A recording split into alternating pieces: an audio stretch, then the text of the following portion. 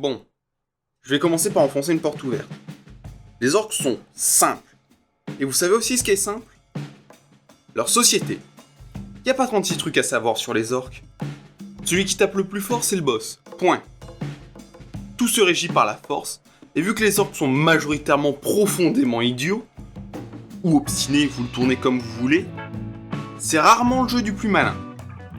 Et même quand il faut débattre des avis divergents entre eux, tous les orques sont d'accord pour savoir comment on choisit qui a le meilleur point de vue. Bon, ça se résume souvent à une bonne guerre, et une fois que tous ceux qui n'avaient visiblement pas raison sont morts, il ne reste qu'un groupe d'orques, unis, plus forts, et d'accord entre eux. Et sur la méthode de débat, ils sont toujours d'accord sur la forme. Une bonne guerre, ça fait toujours du bien. Mais sur le fond, en gros, la strégie, oui la strégie, pas la stratégie, parce qu'il faudra qu'on parle du langage orque un jour, la strégie, communément acceptée par la majorité des orques, c'est foncer tout droit en beuglant, même si certains y mettent leur touche personnelle, comme les Evil Sons, avec des motos pour aller plus vite.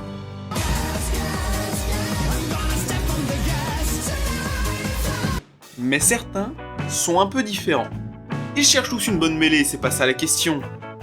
Mais les Blood Axe sont différents, y a pas d'autre mot. Ces orques sont à part, très à part, pour une raison très simple. Ils utilisent la discrétion et même le camouflage. Sérieux, on est où ?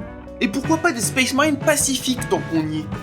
Le pire, c'est que toutes ces stratégies, ces plans, ces tactiques, oui, ces tactiques, c'est uniquement parce qu'ils ont plus d'interaction avec les humains que les autres. Le truc, c'est qu'à force de se battre contre des humains, ils ont trouvé leur stratégie sympa. Après, j'aimerais poser certaines questions.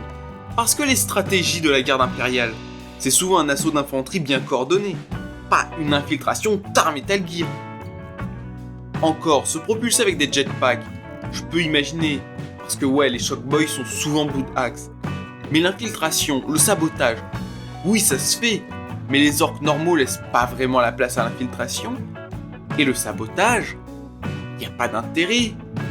Une fortification orque c'est 3 rondins, 2 voitures et 4 planches. Alors, pourquoi et surtout comment ils ont appris ces techniques ? Il y en a plein d'autres bien plus utilisées chez les humains. Mais du coup, vraie question, ils se sont battus contre qui pour avoir ces stratégies ? Les Katachan ? En vrai, j'ai rien trouvé à ce sujet. Mais je me dis que ouais, ça pourrait être les Katachan. Je vous laisse en débattre dans les commentaires. Moi, je mets ma petite pièce là-dessus. Bon, à part ça. À part cet énorme détail de l'histoire, il y a aussi autre chose de complètement inimaginable, d'inconcevable, je dirais même d'hérétique. Hérétique ! Au bûcher ! C'est le bûcher ! Ces orques commercent, souvent en tant que mercenaires, certes, avec un paiement en armes, ok, qui finit 9 fois sur 10 par être retourné contre leur ex-propriétaire, c'est vrai. Mais ils commercent.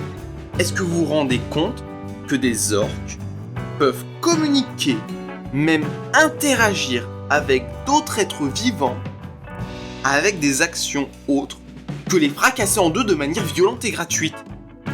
Est-ce que vous vous rendez compte de cette hérésie ? Ah, m'adresse pas la parole, hérétique, c'est bon ! Dans 40 cas, les factions justement ne s'en rendent pas compte. Enfin, sauf quand ils viennent de s'asseoir sur une bombe posée par un commando.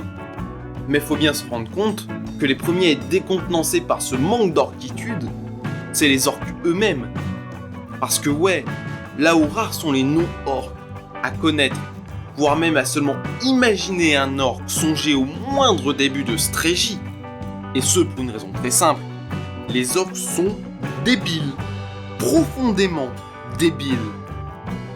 Et tous les orques non Blood Axe sont à 99,9% d'accord.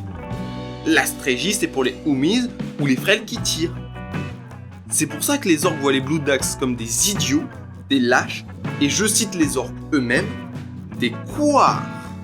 Après, est-ce que les Blood Axe en ont quelque chose à faire ?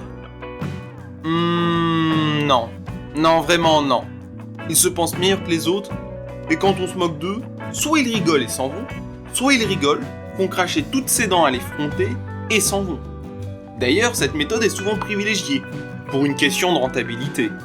Je possède des thunes, je suis à l'aise financièrement, je ne me plains pas. Après j'en parle. Mais vous savez à quel point c'est efficace leur stratégie? Coup de bol, j'ai un cas qui vaut toute l'ortitude du monde.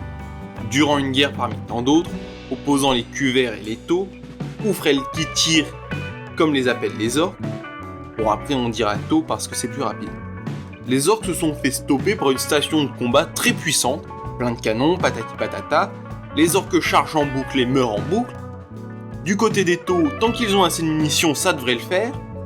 Seul problème, cette station doit être très souvent ravitaillée par une base juste à côté. La bataille qui s'en suivit est encore aujourd'hui le plus grand raid et le plus grand fait d'armes des commandos. Ils ont volé un vaisseau de Taux.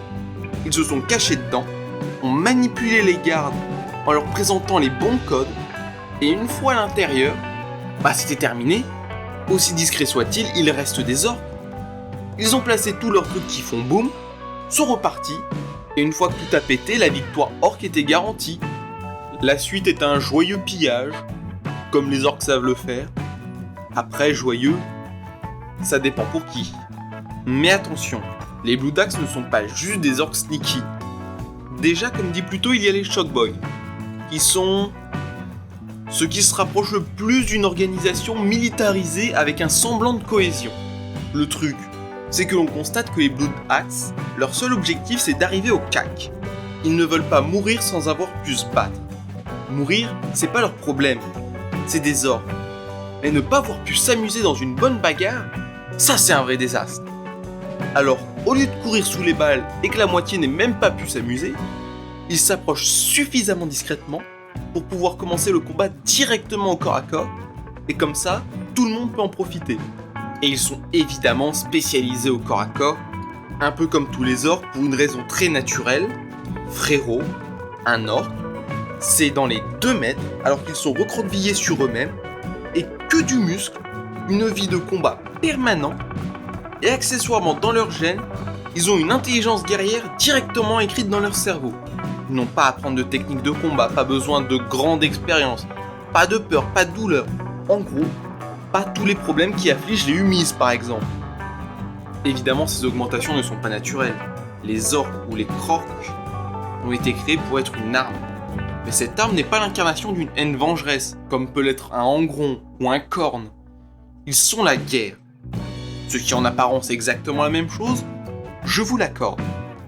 Mais les orques ont une vie très courte et ils le savent.